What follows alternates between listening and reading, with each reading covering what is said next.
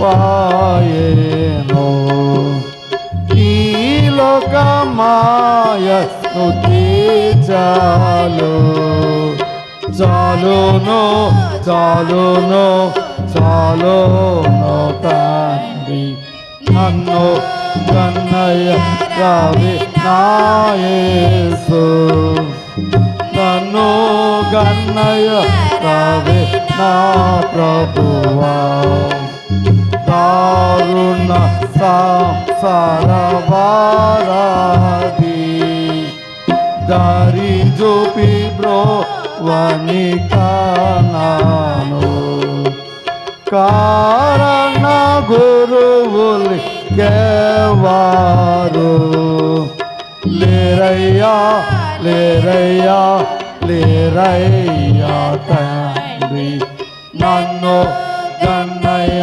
రావి నా యేసు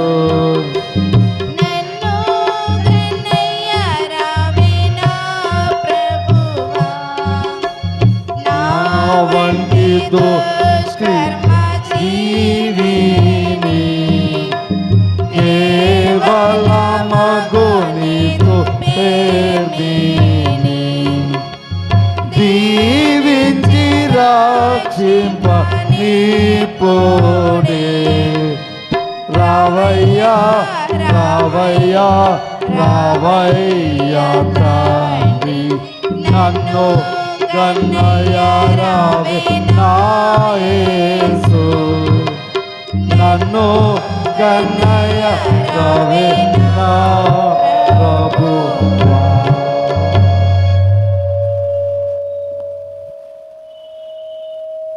మన తండ్రి అయిన దేవుని నుండి ప్రభు అయిన యేసుక్రీస్తు నుండి కృపయు సమాధానం మీకు కలుగును గాక.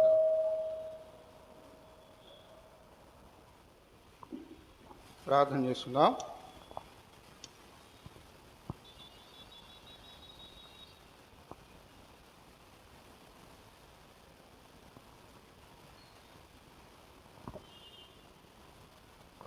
సర్వశక్తి సంపన్నుడా మహిమోన్నతుడా పరలోకపు తండ్రి నీకు స్తుతులు స్తోత్రములు. నీ కృపను బట్టి సంఘంతో కలిసి మరొక మారు నీ ఆలయంలో నిన్ను ఆరాధించులాగున ఇస్తున్నటువంటి ఈ తరుణాన్ని బట్టి నీకు వందనాలు తెలియజేస్తున్నా. ఎందరికో లేనటువంటి ఈ భాగ్యాన్ని మాకు అందిస్తున్నా నీకు వందనాలు. మా స్థుతులపై ఆసీనుడుగా ఉండే దేవుడవు మాతో మాట్లాడమని వేడుకుంటూ ఉన్నాం. నీ వాక్యము ఏమై ఉన్నది, గ్రహించే జ్ఞానాన్ని, అనుసరించే మనస్సును, వినే చెవులను మాకు ప్రసాదించమని నీ దీనదాసుని మరుగున ఉంచమని క్రీస్తు నామమున నేను అడుగుచున్నాం తండ్రి, ఆమేన్. ప్రియమైన సంఘమా, దేవుని మహాకృపను బట్టి మనమందరము సజీవుల లెక్కలో ఉండి సజీవులముగా మనము ఆయన సన్నిధానంలో సమర్పించుకునేటువంటి మరి ఒక తరుణాన్ని దేవుడు మనకు అనుగ్రహించి ఉన్నాడు. త్రిత్వకాలంలో దాదాపుగా 6 నెలల పాటు మనము ఈ వాక్య ధ్యానాలలో ఉంటూ ఉంటాం.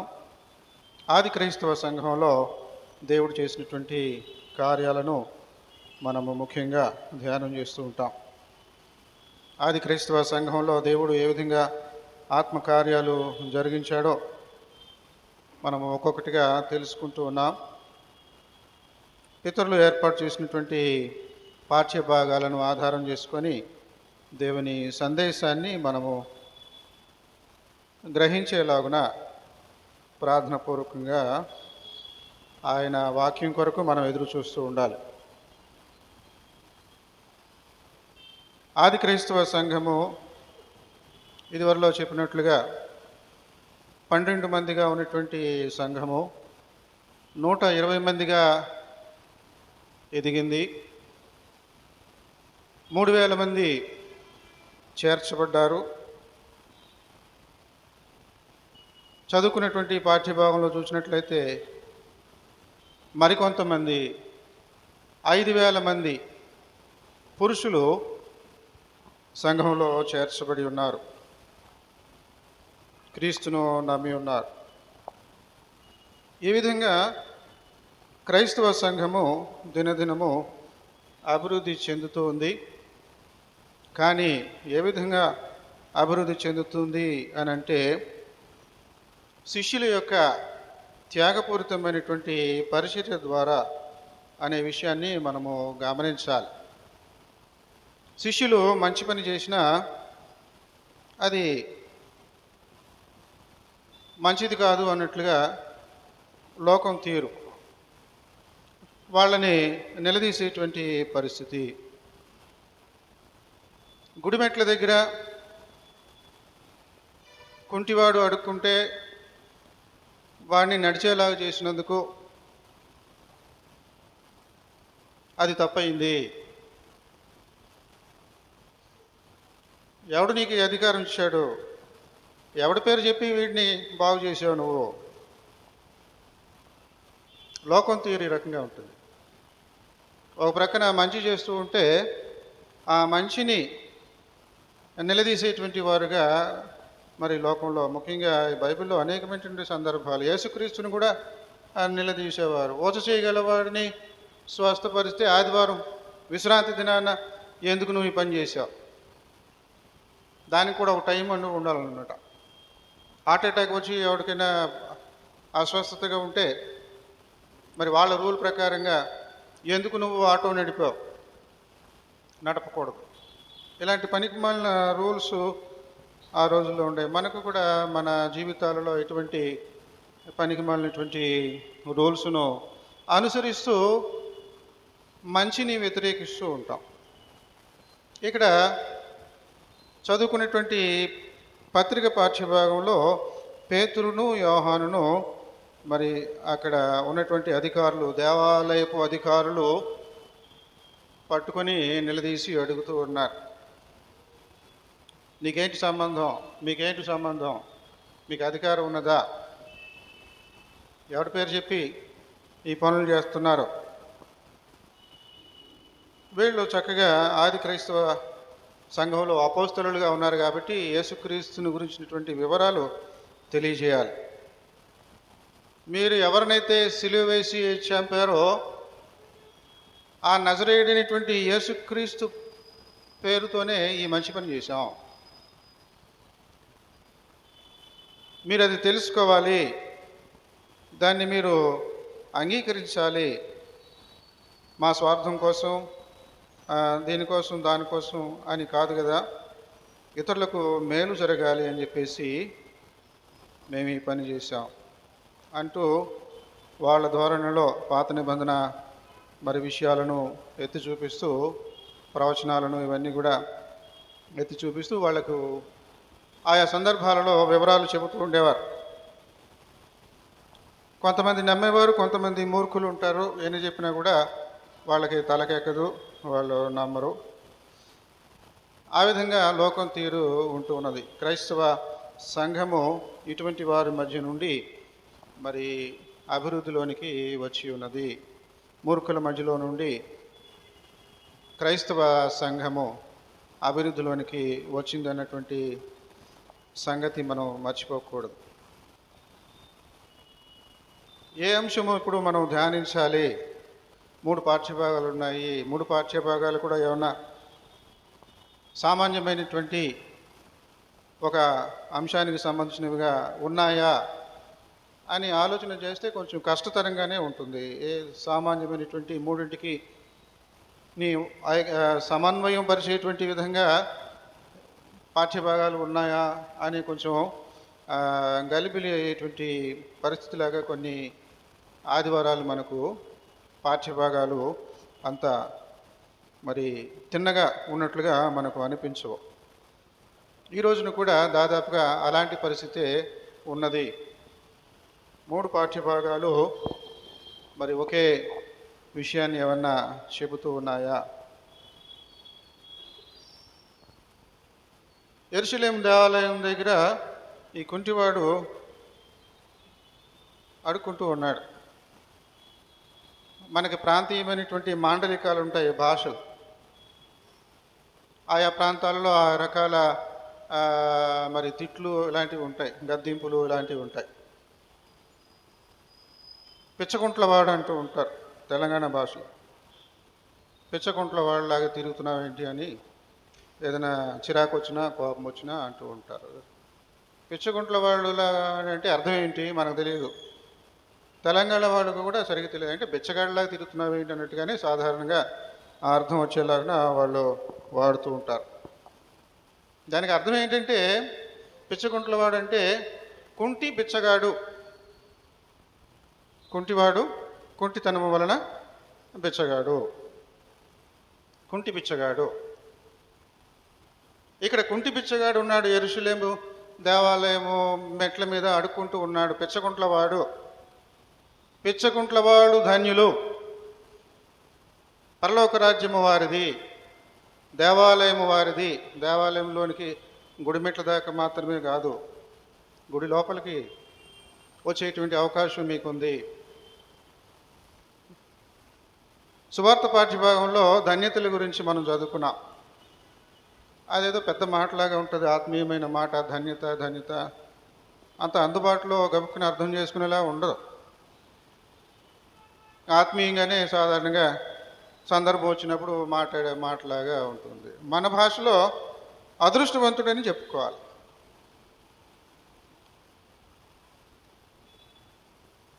చదవబడినటువంటి సువార్త పాఠ్యభాగంలో మనం చూసినట్లయితే మత్తయి సువార్త 5వ అధ్యాయము 1 నుండి 4 వరకు 6 వరకు మనకు పితరులు ఇచ్చారు. ఈ ధన్యత వాక్యాలు 8 ఉన్నాయి. 8 ధన్యతలు ఉన్నాయి.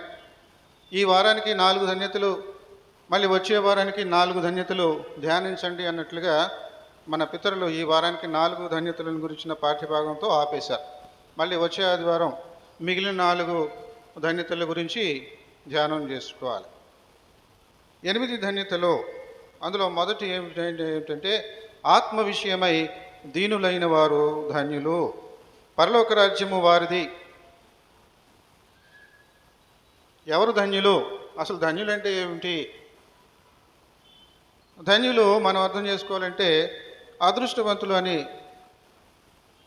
మాట పెట్టుకుంటే సరిపోద్ది. ఆత్మ విషయమై దీనులైన వారు ధన్యులు. దీనులు అనేటువంటి మాట కూడా తెలుగు బైబిల్లో మనకు తిన్నని అర్థం చూపించేదిగా గబుక్కున మనకు ఉండదు. ఆత్మ విషయమై కొరత గలవారు అదృష్టవంతులు. ఆత్మ విషయమై కొరత గలవారు అదృష్టవంతులు అంటే ఆత్మీయంగా నేను ఇంకా పూర్తిగా ఎదగలేదు, ఆత్మీయ స్థితిలోనికి నేను రాలేదు అని నువ్వు దిగులు పడుతున్నావేమో. దిగులు పడవద్దు. నీకు యథార్థమైనటువంటి హృదయం ఉంటే ఆత్మీయంగా రోజు రోజుకి ఎదుగుతావు. ఆత్మ విషయమై కొరత గలవారు ధన్యులు, అదృష్టవంతులు. పోలియో వ్యాధితో 2 కాళ్ళు చప్ప బయటపడినవాడు ధన్యుడు, అదృష్టవంతుడు. అది చరిత్రలో రుజువైంది. మనం గమనించి చూసినట్లయితే ఒలింపిక్స్లో ఒక ఆవిడ 1960 సెప్టెంబర్ 2వ తారీఖున విల్మా రుడాల్ఫ్, అమెరికాకు చెందినటువంటి పరుగుల రాణి. ముద్దు పేర్లు ఆవిడకి ఉన్నాయి. Track star. ట్రాక్లో ఉన్నదంటే స్టార్ లాగా అనమాట. మనకి సినిమా వాళ్ళని పట్టుకొని స్టార్ అంటూ ఉంటాం, ఇంకెవరినో. ట్రాక్లో ఉన్నదంటే తార, ధ్రువతారలాగా ఉంటుంది. ఇక ఆమెను కొట్టినటువంటి వారు లేరు. చిన్నతనంలో పోలియో వచ్చి కాళ్ళు చచ్చుబడిపోయి నడవలేని పరిస్థితి. దానికి తోడు 2 సార్లు నిమోనియా వచ్చింది.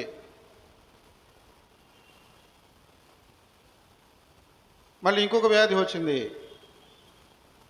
డాక్టర్లు చెప్పేశారు, ఈ అమ్మాయి అసలు తన కాళ్ళ మీద తను నిలబడలేదు, అసలు జీవితంలో ఇక తన కాళ్ళ మీద తను నిలబడలేదు అని చెప్పేశారు.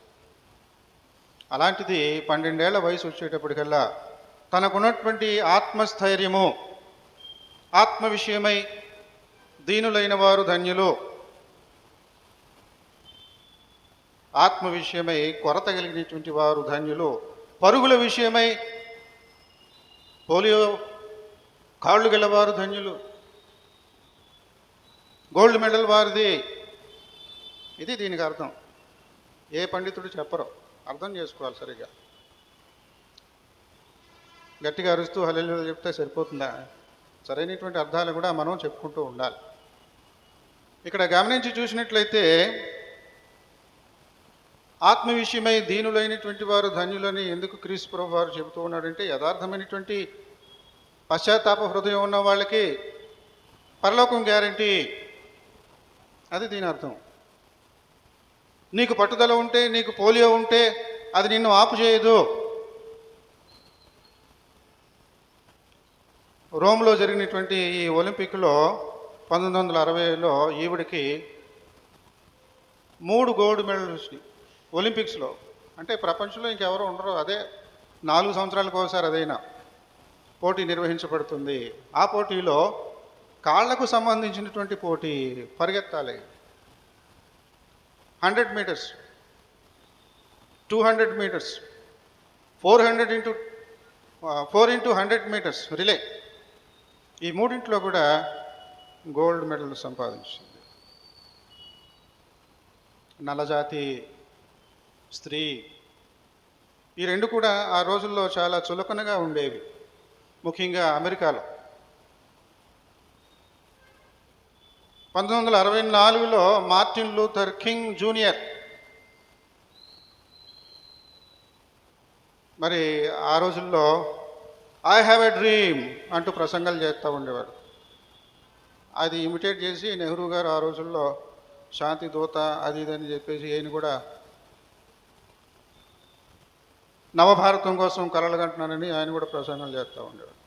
ఈయన నల్లటి పాదిరి, నల్లజాతి పాదిరి మార్టిన్ లూథర్ కింగ్ జూనియర్. ఆ రోజుల్లో మరి ఫంక్షన్ హాల్ కానీ, సినిమా థియేటర్లు కానీ, ఇలాంటి చోట్ల అందరూ కూడా లోపల ఉంటారు. కానీ వివక్షత, తెల్లవాడు నల్లవాడు, తెల్లవాళ్ళకి మరుగుదొడ్లు వేరు, నల్లవాళ్ళకి మరుగుదొడ్లు వేరు, తెల్లవాళ్ళకి సీటింగ్ అరేంజ్మెంట్ వేరు, నల్లవాళ్ళకి సీటింగ్ అరేంజ్మెంట్ వేరు. అలాంటి భయంకరమైనటువంటి పరిస్థితుల్లో అబ్రహాం లింకన్ రోజుల నుంచి మరి మార్టిన్ లూథర్ కింగ్ జూనియర్ దాదాపు 100 సంవత్సరాలు పోరాటం జరుగుతూనే ఉంది. అప్పటికి ఇక క్లారిటీ వచ్చింది, ఇటువంటి విభేదాలు మంచివి కాదు, మన సమాజానికి ఆరోగ్యకరం కాదు, అందరం ఒకటే. ఇప్పుడు మరి ఒబామా అమెరికా ప్రెసిడెంట్ ఏంటంటే తెల్లవాడా నల్లవాడా? కాబట్టి ఈ విధంగా ఈ రుడాల్ఫ్ విల్మా ఈవిడ నల్లదైనప్పటికీ, స్త్రీ అయినప్పటికీ చరిత్ర సృష్టించింది. ఈమె ధన్యురాలు. తన చిన్నతనంలో ఎవరైనా చెప్పుకుంటారా, నీవు ధన్యురాలివి, నీకు పోలియో వచ్చింది, గోల్డ్ మెడల్ నీవే? ఆ రకమైనటువంటి పాజిటివ్ థింకింగ్. మోషే ఆజ్ఞలు ఎలా ఉంటాయంటే, అది కూడదు, ఇది కూడదు, ఇది కూడదు, దొంగిలకూడదు, వ్యభిచరించకూడదు, పొరుగువానిది ఆశించకూడదు, కూడదు కూడదు కూడదు, చేయకూడదు చేయకూడదు. యేసుప్రభు వారిది అలా కాదు, చెయ్యి చెయ్యి చెయ్యి అంటాడు. చెడ్డది చేయకు, చెడ్డది చేయకని ఆయన అంటాడు మోషే. యేసుప్రభు వారు అంటారు, మంచిని చేయి, మంచిని చేయి, మంచిని చేయి, మంచి భవిష్యత్తు ఉంది. మనకు ఎవరు కావాలి? మోషే అక్కర్లేదు. అది చేయదు, ఇది చేయదు, ఇది చేయదని ఆంక్షలో నువ్వు ఈ కుంటివాడిని ఎందుకు స్వస్థతనిచ్చావు? ఆంక్షలు. అది కూడదు, ఇది కూడదు, ఆదివారం విశ్రాంతి దినాన బరువులు ఎత్తకూడదు, రూల్స్. మానవ నైజం ఈ రకంగా ఉంటుంది.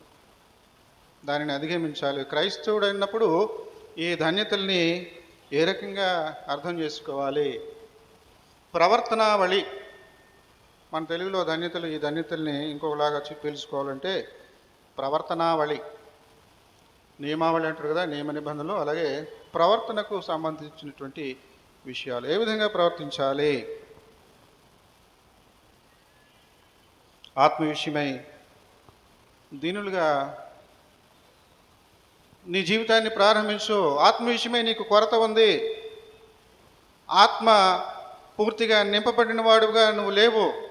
ఆత్మ విషయమై కొరత కలిగిన వారు అదృష్టవంతులు, పరలోక రాజ్యము వారిది. నిన్ను ఎవరన్నా డిస్కరేజ్ చేస్తూ ఉన్నారేమో, నిరుత్సాహపరుస్తూ ఉన్నారేమో, నువ్వు తాగుబోతివి, నువ్వు తిరిగిపోతివి, నువ్వు దొంగవు, అది ఇది అని నిరుత్సాహపరుస్తూ ఉన్నారేమో. లోకం తీరు అది, యేసుక్రీస్తు తీరు అది కాదు. సుంకర్లతోనూ పాపులతోనూ స్నేహం చేసినటువంటి వాడు, వాళ్ళ కూడా ఉండి వాళ్ళతో కూర్చొని భోంచేసినటువంటి వాడు. కాబట్టి లోకం తీరు ఏంటంటే నాటకీయంగా ఉంటూ ఉంటుంది. ఇలాగ ఉండకూడదు, ఇలాగ ఉండకూడదు, ఇలాగ ఉండకూడదు, ఇలాగ ఉండకూడదు. యేసుక్రీస్తు అది కాదు. ఇలా ఉండు, ఇలా ఉండు, ఇలా ఉండని ప్రోత్సహిస్తూ ఉండేవాడు. కూడదు అంటే అది నిరుత్సాహము. నువ్వు అలా ఉండకూడదు, ఇలాగ ఉండకూడదు, ఇలా ఉండు, ఇలా ఉండు, నువ్వు ఇలాగా నడవటానికి ప్రయత్నం చెయ్యి, నీ పోలియో కాళ్ళు నీకు ఆటంకం కాకూడదు. 12 ఏళ్ల వయసు వచ్చేటప్పటికి బలం పుంజుకుంది ఈవిడ, కాళ్ళలో బలం పుంజుకుంది. అప్పటి నుండి చాలా పట్టుదలతో మరి పరుగులు తీయడానికి కంకణం పెట్టుకుంది. చివరికి ఎక్కడి వరకు ఎదిగింది? ప్రపంచ స్థాయిలోనే ఎవరూ సాధించలేనిటువంటి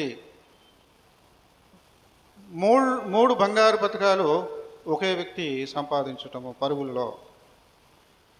కాబట్టి మన జీవితాలలో దేవుడు మనలను ధన్యులనుగా చేసేటువంటి దేవుడుగా ఉంటూ ఉన్నాడు. మన ప్రవర్తనావళి ఎలా ఉన్నదో ఒకసారి గమనించుకోవాలి. దుఃఖపడువారు ధన్యులు, వారు ఓదార్చబడుదురు. జీవితంలో మనకు అనేక రకాలైనటువంటి కష్టాలు, తొందరలు వస్తూ ఉంటాయి. మనలను చింతకు గురి చేస్తూ ఉంటాయి, దుఃఖానికి గురి చేస్తూ ఉంటాయి. అలాగని చెప్పి మనము మరి దేనికి చేతగాని వారము, ఇక మనకు భవిష్యత్తు శూన్యము, ఈ రకమైనటువంటి ఆలోచనలు ఉంటాయి. కానీ దుఃఖం అనేటువంటిది శాశ్వతం కాదు. ఎవరైనా చనిపోతే మరి జ్ఞాపకార్థ కూడికలో సాధారణంగా చెబుతూ ఉంటాం, అది శాశ్వతం కాదు. దుఃఖం ఎంతసేపు దుఃఖం చెందుతుంటారు, దిగమినుకుంటారు, తర్వాత మర్చిపోతారు. తమ ప్రియులను కోల్పోయినప్పటికీ కొంతకాలానికి మర్చిపోయేటువంటి స్థితి దేవుని యొక్క సృష్టి క్రమంలో ఉంటూ ఉన్నది. ఇది కూడా అంతే. మంచి విషయమై మీరు దుఃఖం పాలైనప్పుడు మీరు ధన్యులు, ఓదార్చబడుదురు. మీరు ఇలా చేయండి, ఇలా చేయండి, మోషేలాగా అలా చేయకూడదు, ఇలా చేయకూడదు అని క్రీస్తు ప్రభు వారు చెప్పటం లేదు. సాత్వికులు ధన్యులు, వారు భూలోకమును స్వతంత్రించుకుందురు. నోరున్నవాళ్ళు, పలుకుబడి ఉన్నవాళ్ళు, డబ్బులున్నవాళ్ళు, ఇలాంటి వాళ్ళు గద్దెల మీద ఉంటూ ఉంటారు. రాజకీయ పెత్తనాలు సాధారణంగా చేస్తూ ఉంటారు. కానీ ఇక్కడ క్రీస్తు ప్రభు వారు అంటున్నారు, సాత్వికులు ధన్యులు, వారు భూలోకాన్ని స్వతంత్రించుకుంటారు. నువ్వు గద్దె మీద కూర్చోవాలని చెప్పి రకరకాల ప్రయత్నాలు, లోక సంబంధమైనటువంటి ప్రయత్నాలు చేస్తున్నావేమో.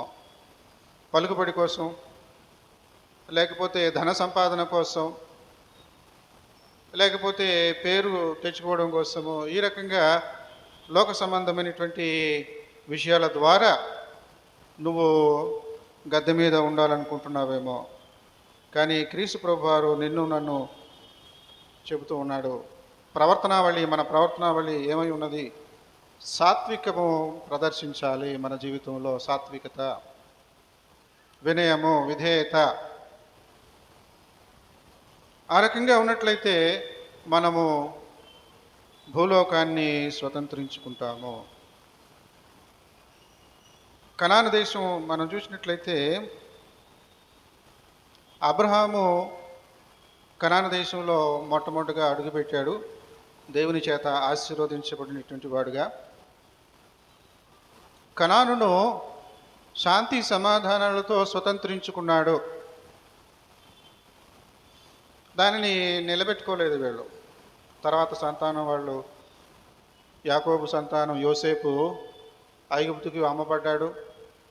ఇక వాళ్ళని అక్కడికి పిలుచుకున్నాడు. వీళ్ళందరూ కూడా అక్కడికి వెళ్ళిపోయారు. కరువు తీరే వరకు అక్కడ ఉందామనుకున్నారు. కరువు తీరిపోయింది కానీ వెనక్కి రారు. ఇక్కడే బాగుంది, ఈ పరాయి దేశం బాగుంది, ఐగుప్తు దేశం బాగుందని ఉండిపోయారు.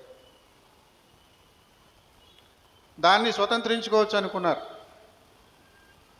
యోసేపు రాజు తర్వాత రాజు అంతటి వాడు, దీన్నే స్వతంత్రించుకోవచ్చు సమాధానంతో అన్నట్లుగా అక్కడికి వెళ్ళిపోయారు. కానీ యోసేపు ఎరుగని మరి యొక్క ఫరో వచ్చాడు. తర్వాత తరాల వాళ్ళందరూ కూడా బానిసలుగా మారిపోయారు. అబ్రహాము సంతానము ఐగుప్తులో బానిసలుగా మారిపోయారు. ఎక్కడ నీ దేశమో, ఎక్కడ దేవుడు నీకు చూపించినటువంటి స్థలమో? ఆ కనానుకు రావడానికి 400 సంవత్సరాలు పట్టింది.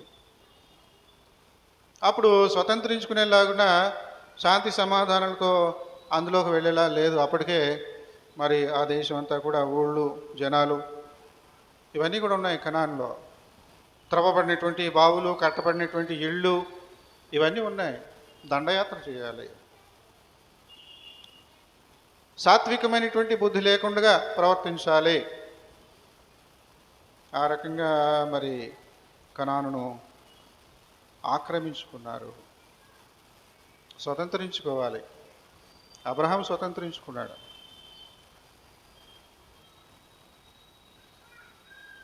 కానీ ఆక్రమించుకున్నారు. ఇప్పటిదాకా గొడవలే.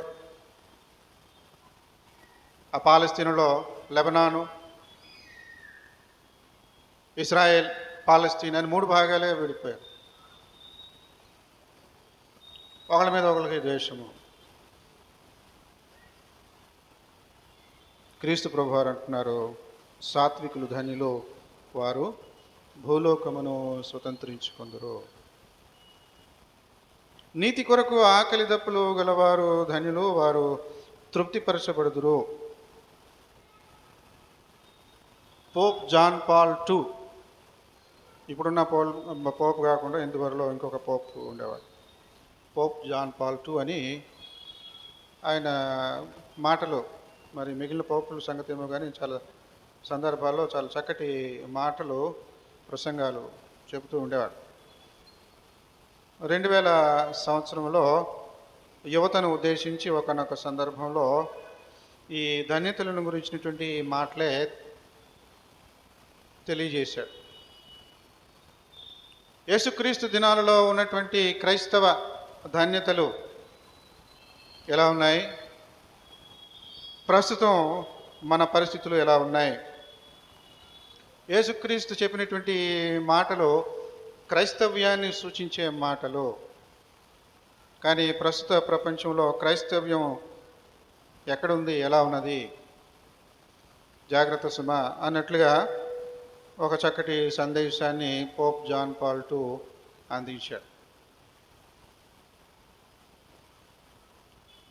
లోకరీతిగా మనకు సంతోషం అవసరం, సంతోషం అందరికీ ఉండాలని కోరుకుంటూ ఉన్నాం. దానితో పాటుగా ఇంకొకటి కూడా అవసరం. సంతోషాన్ని ఇంకో మాటలో చెప్పాలంటే ఆనందం. అందరికీ అవసరం, అందరూ కోరుకుంటారు.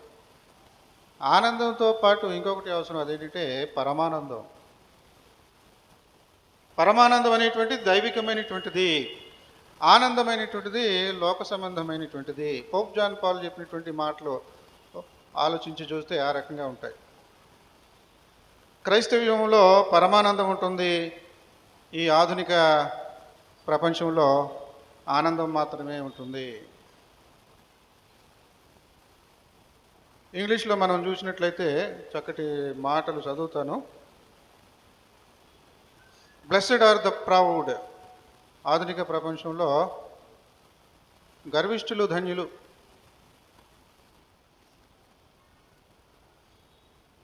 దర్పం ఉన్నటువంటి వాళ్ళు ధన్యులు అన్నట్లుగా ఉంది ప్రస్తుత ప్రపంచం. కానీ యేసుక్రీస్తు మాటలు అలా కాదు. ఆత్మ విషయమై దీనులైన వారు ధన్యులు. ప్రస్తుత ప్రపంచం ఇంకా ఎలా ఉన్నదంటే, బ్లెస్డ్ ఆర్ ద పిటీలెస్. నిర్దయగా ఉండేటువంటి వాడు ధన్యుడు, అదృష్టవంతుడు. దయాదాక్షిణ్యం లేనిటువంటి వాడు అదృష్టవంతుడు. క్రీస్తు ప్రభు వారు అలా చెప్పలేదు. Blessed are the merciful. దయగలిగినటువంటి వారు ధన్యులు. ఇంకా మనం చూసినట్లయితే బ్లెస్డ్ ఆర్ ద డీవియస్. కానీ క్రైస్తవ బోధ, క్రీస్తు ప్రభు వారు చెప్పినటువంటి ఏంటంటే, blessed are the poor in heart. ఇంకా మనం చూసినట్లయితే blessed are those who fight. ఆధునిక ప్రపంచం ఎవరు అదృష్టవంతులు అంటే, పోట్లాడేవాడే అదృష్టవంతుడు, గొడవలు పెట్టుకునేవాడే అదృష్టవంతుడు, ధన్యుడు అన్నట్లుగా ఆధునిక ప్రపంచం ఉన్నది పోప్ గారి మాటల్లో. కానీ క్రీస్తు మాటల్లో సమాధానపరచువారు ధన్యులు, వారు దేవుని కుమారులు అనబడుదురు. ఇంకొక మాట, ఆధునిక ప్రపంచంలో blessed are the blessed are the prosecutors. అంటే కోర్టుకు ఇచ్చేటువంటి వాడు ధన్యుడు. మరి మన ఆంధ్ర ఎవెంజలికల్ లూథరన్ సంఘం కానీ కొన్ని క్రైస్తవ సంఘాలలో ఇది సర్వసాధారణమైనటువంటి విషయంగా ఉంటున్నది. సంఘం యొక్క సాక్ష్యం ఏమిటి? కోర్టుల చుట్టూ తిరగటము, ఒకడి మీద ఒకడు కేసు వేసుకోవడము. Blessed are the prosecutors. ఆధునిక యుగం ఆ రకంగా ఉంటున్నది సుమా. టీనేజ్లో వాళ్ళకి పోప్ జాన్ పాల్ చెప్తున్నటువంటి ప్రసంగం ఇది. క్రీస్తు బోధ అది కాదు. Blessed are the persecuted. హింసింపబడి వారు అదృష్టవంతులు. నీతి నిమిత్తము హింసింపబడేవారు ధన్యులు, పరలోక రాజ్యం వారిది. కాబట్టి ఎవరు అదృష్టవంతులు? అదృష్టం అంటే కనబడనటువంటిది, కనబడదు. అబ్రహాముకు ఇన్ని లోకంలో ఉన్నటువంటి జనాంగములకు నేను తండ్రిగా ఉండబోతున్నాను అనేది అతనికేం కనబడలే. కనబడిందల్లా పైన నక్షత్రాలు, కింద ఇసుక. అదృష్టవంతుడు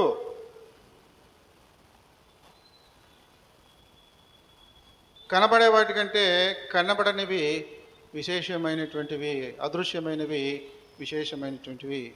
బాహ్య పురుషుని కంటే అంతరంగ పురుషుడు శ్రేష్ఠుడు. మనం ఎవరిని కలిగి ఉన్నాము? బాహ్య పురుషుని కలిగి ఉన్నామా? అంతరంగ పురుషుని కలిగి ఉన్నామా? లోకరీతిగా బాహ్య పురుషుడు దినదినము క్షీణించిపోతున్నప్పటికీ, మన శరీరము దినదినము వయసును బట్టి క్షీణించిపోతున్నప్పటికీ, అనారోగ్యమును బట్టి క్షీణించిపోతున్నప్పటికీ, అంతరంగ పురుషుడు దినదినము వృద్ధి చెందుతూ ఉన్నాడు. క్రైస్తవులు, ఆది క్రైస్తవులు, అపోస్తలులు ఆ రకంగా సంతోషించేవారు. ఎవరు ధన్యులు?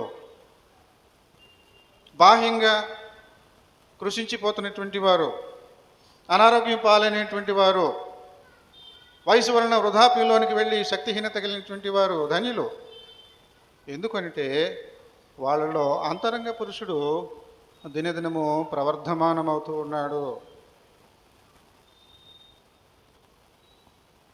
మరే గురించి అప్పుడప్పుడు మరి క్రిస్మస్ దినాలలో మనం చెప్పుకుంటూ ఉంటాం. దయాప్రాప్తురాల శుభము, నీవు ధన్యురాలివి అని చెప్పేసి పరలోకపు దేవదూత వచ్చి మరియను ఆశీర్వదించినదంతా. ఆ సందర్భంగా మరియా దేవుని స్తుతిస్తూ పాడినట్లుగా మనం లూకాసు వార్తలో చూస్తూ ఉంటాం. లూకాసు వార్త 1వ అధ్యాయము 53వ వచనంలో ఒక చాలా విప్లవాత్మకమైనటువంటి మాట మాట్లాడుతూ ఉంది. ఒకసారి చూడండి. లూకాసు వార్త 1వ అధ్యాయము 53వ వచనము.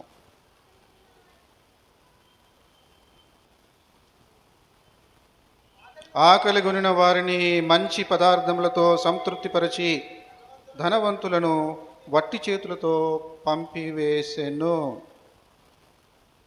ఇది ఈ ధన్యతల గురించినటువంటి సమాచారానికి సంబంధించినటువంటి ముఖ్యమైనటువంటి మరి రెఫరెన్స్గా మనం తీసుకోవాలి.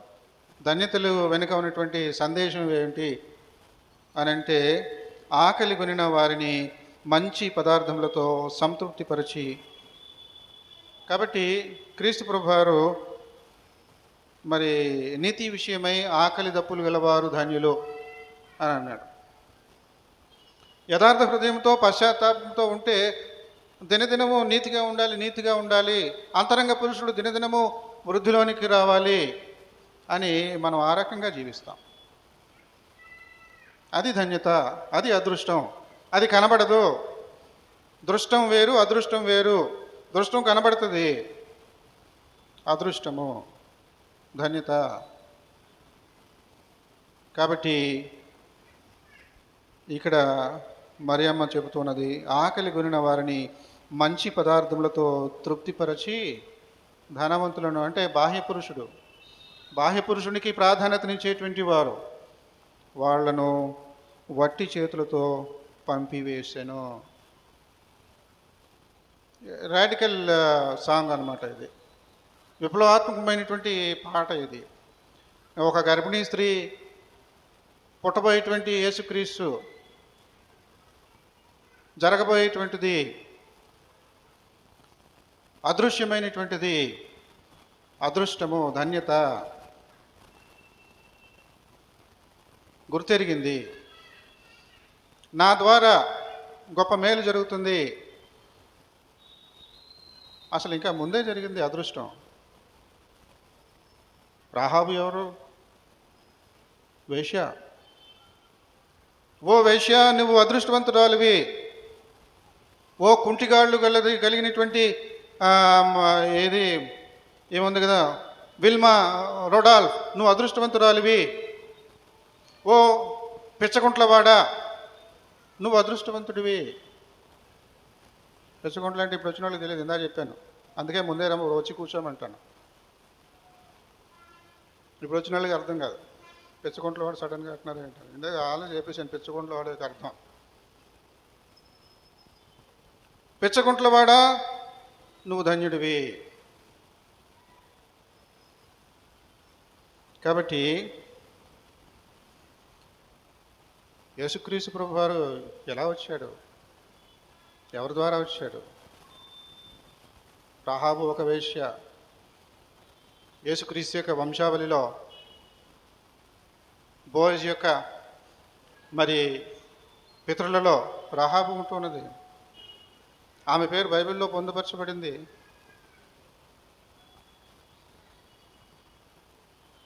రాహాబు వలన రక్షణ దొరికింది ఆ రోజుల్లో ఉన్నటువంటి వేగు చూసేటువంటి వారికి. రాహాబు వలననే లోకరక్షకుడు అవతరించాడు. వాళ్ళు అదృష్టవంతులా కాదా? ఒక వేశ్య అదృష్టవంతురాలా కాదా? ఓ వేశ్య, నువ్వు అదృష్టవంతురాలివి అంటే అది వింతగా ఉంటుంది కదా. ఓ వేశ్య, ఓ మంచి వేశ్య,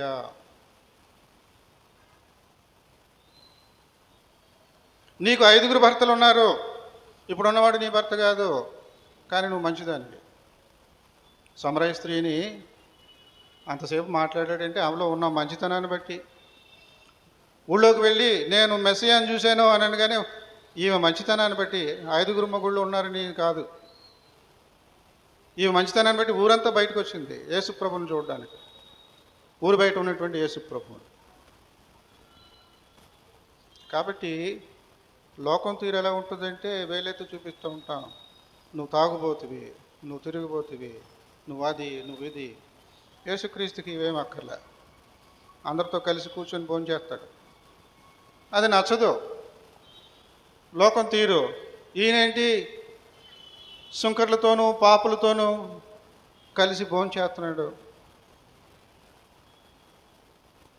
యేసుక్రీస్తు యొక్క మాటలు చాలా విశేషమైనటువంటివి. ఈ పూట మనం ధ్యానం చేసుకునేటువంటి ఈ ధన్యత మాటలు, ప్రవర్తనావళి, అదృష్టానికి సంబంధించినటువంటి మాటలు ఇప్పుడు మీకు కనపడవు. పోలియో జబ్బుతో చిన్నతనంలో ఉన్నటువంటి ఆ పిల్లకు తెలియదు రేపు పొద్దున నేను ఇంతగా సాధించగలను అని, ప్రపంచం లెవెల్లో 3 గోల్డ్ మెడలిస్టు ఒకేసారి సంపాదించగలను అని. తనలో ఉన్నటువంటి పట్టుదల, తనలో ఉన్నటువంటి ఆ మంచితనము ఆ స్థితికి తీసుకుని వస్తుంది. ఓ క్రైస్తవుడా, క్రైస్తవురాల, నువ్వు కూడా ఆ స్థితికి వస్తావు. పరలోక రాజ్యం నీది. యేసుక్రీస్తు ప్రభువారు మనకందరికీ ఇలాంటి చక్కగా పాజిటివ్గా చెప్తూ ఉన్నాడు. కానీ మోషే అలా కాదు. నరహత్య చేయవద్దు, వ్యభిచరించవద్దు, దొంగిలవద్దు, ఈ రకంగా. మనం కూడా ఆ టైప్లో ఉన్నామా? ఏ టైప్లో? యేసు ప్రభు ఆలోచనలాగా ఉన్నాయా మనవి? ఒకళ్ళలో ఉన్నటువంటి దోషాన్ని వేలెత్తి చూపించి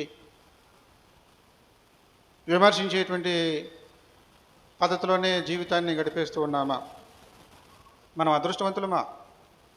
అదృష్టవంతులమైతే అటువంటి ధోరణి ఉండకూడదు.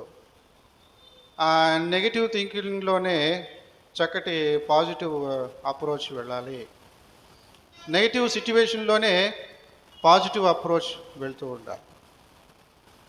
ఆ రకంగా మరి లోకాన్ని జయించినటువంటి వారముగా, ఆధునిక ప్రపంచంలో గర్విష్ఠులు ధన్యులు అన్నట్లుగా ఉంది, నిర్దయులు ధన్యులు అన్నట్లుగా ఉంది. మరి పోట్లాటలు పెట్టుకునేటువంటి వారు ధన్యులు అన్నట్లుగా ఉంది, లేకపోతే కోర్టుకు వెళ్ళేటువంటి వారు ధన్యులు అన్నట్లుగా ఉంది. అది క్రైస్తవ్యం కాదు. మనం ధన్యులము అని అనిపించుకోవాలంటే, మనం అదృష్టవంతులం అని అనిపించుకోవాలంటే ఈ ధన్యత వాక్యాలని మనం మర్చిపోకూడదు. యేసుక్రీస్తు ప్రభువారు చెప్పినటువంటి ఈ ధన్యత వాక్యాల ప్రకారంగా మనం జీవించ సమర్థులంగా ఉండగలుగులాగున ప్రార్థనాపూర్వకంగా ప్రతిదినము ఆయన అడుగుజాడలో నడవాలని దేవుడు మనందరినీ కోరుతున్నాడు. దేవుడి కొద్ది మాటలు దీవించునుగాక. సమస్త జ్ఞానములకు మించిన దేవుని సమాధానం యేసుక్రీస్తు వలన మీ హృదయములకు, మీ తలంపులకు కావలియుండునుగాక. దేవా నాయందు శుద్ధ హృదయము కలుగచేయుము,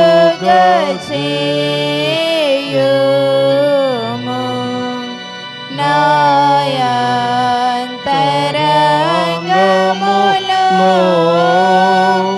స్థిరమైన మనసును